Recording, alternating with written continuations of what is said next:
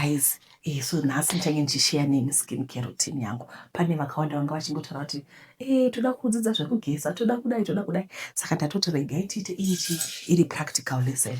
Alright, chekutanga ndiri kushandisa inonzi Radiance. Radiance foaming cleanser ndeyekuwolworths ine niacinamide. Saka toda kubvisa chipoda. Nhasi muchaona skin yangu isina poda because ndinosi munogara pose pamunongoona ndenge ndine poda.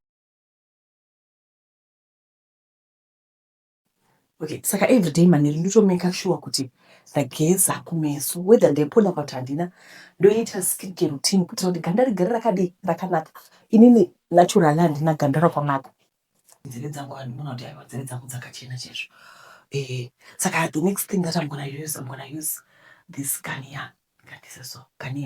This is 3-in-1 charcoal anti-blackhead wash mask scrub. Every day ndoishandisa kuti ganda rirambe rakanaka richiglowa. Paipa ndandine poda pose pamunondiona ndine poda. Pane vamwe vanogara vachibvunza kuti ko tsiye dzenyu aiwa. Tsiye tinodzidhirowa makusai every day, hatina kuita microblading. Ini zvakaoma kana. Alright, saka iyi ndiyo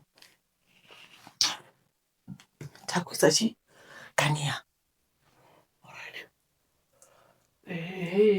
Kamaski kaka.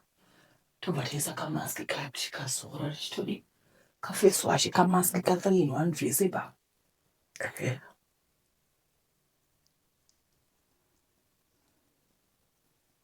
Asi muri kuona kuti ndine forehead gang. Ndosaka ndichipfeka mawigi. Mozviona? Ndosaka ndichipfeka mawigi because saka zvinhu ndozviita every day. Kuitira kuti ganda rangu rinake, otherwise ganda rinosviba, rinenge rine tsvina. Muchaona izvozvi after kuzora zvese izvo. Handei isinenge isipo. Ndageza sipo nongosara tsvina. Saka picture. Okay. Saka now, kana ndatoizora kudai, ndenge chichochozela. Nechindivere toti kuchochozela, nditi iri kuchochozela mukati papa. Then ndakuchigeza manje. Okay. Saka mwana ndokugeza saka toda kuratidza kuti tsvina still inosara ipapo munoshamisika apa ine chako inonyanzo ati ndonge magnet chibvisa tsvina. Saka ndosaka zvakakosha kuti munhu anyatsogeza deep cleansing yekumeso. Handiti regai ndibvise izvi ndotsoka. Ndozvakaita ganda rangu iri, but tiri kushandisa Cotton milk kuti zvipere. Handimona ndiwo ganda rangu pose apa panoita pigmentation apa. Saka ganda rangu harisomba perfect. Pamunogara muchingoti ganda renyu, it's not even perfect. Saka now inini ndoshandisa inonzi The Ordinary. Yakutopera zvayo. Ndoyandoshandisa. The Ordinary ine glycolic acid 7%. It's an exfoliating toner. Saka toshandisa yake. Utora cotton yako handiti.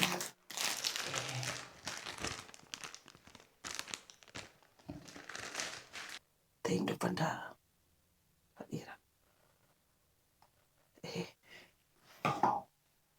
Handimuri kuona kuti cotton yanyorovera apa. Ndopa yanyorovera asi yakachena. Alright, regai nditsvake neside yedu. Nasi yakachena. Skin yasara yakadii, ganda ranyatsochena. Kana risina kuchena regai nditi kuseri kwenzeko kwandisina kugeza. Unoshavisa kuona kuti kotsvina iri kupepi zvei. Handimona kwandisina kugeza. Yotsvina. Kufanana. Zvinonyadzisa zvinhu izvi. Imi tasaimwa iyo cotton yasara yakasviba. Ndatora zvimwe cotton yakachena. Zviri kuikwa here? I think zviri kuikwa. Ndochidira zvapo. Ndodira kai. Kuita kuti ganda risara rakadii. Ukabata neganda rakachena everyday makusori unotoona kuti chimwe chinoita kuti makanda edu asaglowa inyaya yekuti hatina skincare routine. Pose apo kunoita mapundu pane black apa nenju asvina zvisingaiti.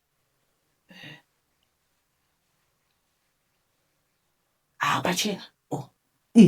Ndiyo inonzi cotton milk. Ini yangu haina kulebholiwa ndikapedza mastika. ndogoti mika ndoshandisa ndobva ndalipa inangwa handizoiti zvokudai suka ndochiti do up do up do up ndodii ndozora in circular movement zviri soft as wool.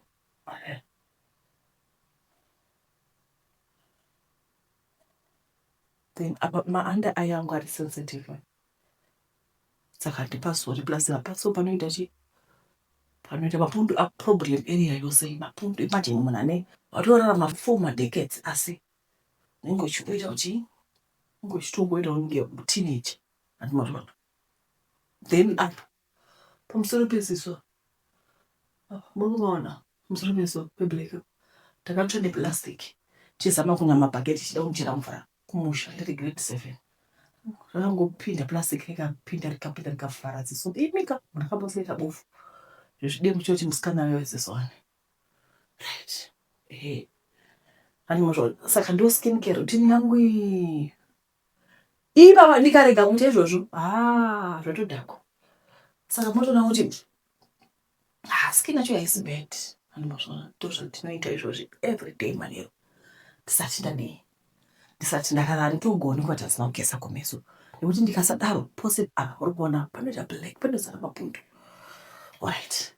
Saka ndochina aiwa ndazoti china kaa tingazoshayi zvekuita ndatoti kana saka I hope you guys you can also share your skincare routine, your skin share pane retinol but at the moment manje because of kushandisa goti milk andimona tasemona kushandisa goti ndenge ndisingadi kuzoshanganisa vana retinol nachichi for now ndoda kungoti ndaclear chi mapundu ane chichi kuti zvinozogona kureacta vana retinol nachichi aiwa tripani forehead care bye guys. Saka ndofesi yangu ndisina makeup aitombotyisa ndichatombozoya kuzoenga maconversation ndisina makeup.